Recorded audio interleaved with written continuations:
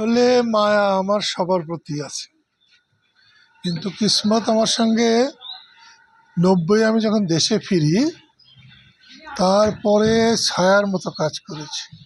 খুব ভালো মানুষ। ওর একটা বড় ভাই বোধহয় ব্যাংক ম্যানেজার ছিলেন, সেও খুব ভালো মানুষ। আজকে আমি ওর জানাজাতে হয়তো শরিক হতে পারতাম, কিন্তু বড় ভাই লতিফ সিদ্দিকীকে গতকালকে গ্রেপ্তার করেছে, যার সঙ্গে তার কোনো সম্পর্কই নাই। সেই হেফাজতের 5ই মে শাপলা চত্বরকে নিয়ে আমি জীবনে প্রথম ডিবির অফিসে গিয়েছিলাম, অসাধারণ সম্মান করেছে ওরা। কোর্টে গিয়েছিলাম, কোর্টও ভালো লাগছে, কিন্তু কোর্টে যারা এই সিপাহী আছে আছে ওদের ভালোই নাই, বোধ শক্তি নাই।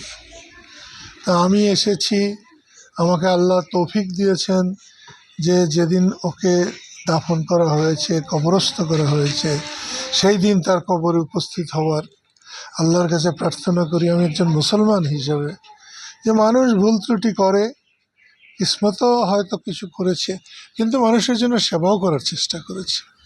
তাই আল্লাহ যেন তাকে ভেস্তাবাসী করেন, তার পরিবার পরিজনদের এই শোক সইবার শক্তি দেন, আমিন।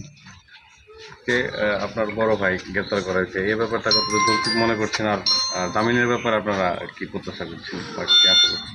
আসলে লতিফ ভাই আজকে কোর্টে কথা বলতে চাইছিলেন, কিন্তু কোর্ট সব কথা শুনেছে, কিন্তু তাকে বলছে আগামী 16 তারিখ তার যা বলবার শুনবে।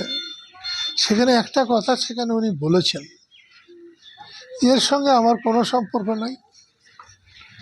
আমি কিচেন ক্যাবিনেটের সদস্যও ছিলাম না রইসের, এবং আমেরিকাতে তার সঙ্গে জয়কে নিয়ে কিছু, জয়কে এরকম কথা বলায় খুবই বিরোধ হয়েছিল। এবং লতিফ ভাই জয়কে, এ কথাটা উনি ভালো অর্থে বলতে চেয়েছেন, যে জয় রাস্তাঘাটের ছেলে না, সে বঙ্গবন্ধু শেখ মুজিবুর রহমানের নাতি, তাকে নিয়ে একটু সংযত হয়ে কথা বলা দরকার। এটাই লতিফ ভাইয়ের বিরুদ্ধে আওয়ামী লীগের যারা ছিলেন তিনি নেত্রীর কাছে হয়তো খুব করেছেন, যে দেখেন কিভাবে বলল জয়কে, ওই পরের টুকার যেতে পারে নাই, এইখানে পেশাব করিবেন, না করিলে 10 টাকা জরিমানা, এরকমের মতো।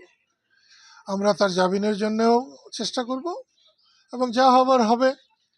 লতিফ ভাই একটি কথা বলেছেন, আমি সে কথার সঙ্গে একমত, যে আপনারা পারলে ফাঁসি দিয়ে দিন। আল্লাহ তাআলা বলেছেন যে কাউকে যদি ফাঁসি টাসি দেওয়া হয় অন্যায়ভাবে, তাহলে তার সমস্ত অপরাধ ক্ষমা হয়ে যায়, ভেস্তের দরজা খোলা হয়ে যায়।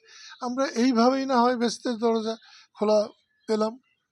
আমাদের জীবন শুরু করেছি সেই কথায় 55 সাল আইয়ুব বিরোধী আন্দোলন, মুনায়েম খান বিরোধী আন্দোলন, পাকিস্তানের বিরুদ্ধে লতিফ সিদ্দিকী না হলেও 40 বার জেল খেটেছেন। আজকে বাংলাদেশেও জেল খাটবেন, কিন্তু আমরা ন্যায় বিচার হোক, গণতান্ত্রিক রাষ্ট্র হোক, মানুষ নিরাপদ হোক, মানুষের জান মাল সম্পদ নিরাপদ হবে, গণতান্ত্রিকভাবে দেশ চলবে, এটা আমরা চাই। এবং এইখানে আমার ব্যক্তিগতভাবে মনে হচ্ছে, লতিফ ভাই তো জেলে গিয়েছিলেন গত বছর 28শে অগাস্ট। যদি এই মামলাই থাকতো, তিনি যদি শাপলা চত্বরের মামলার সঙ্গে জড়িতই থাকতেন, তাহলে তাকে তখনই আটকানো হতো।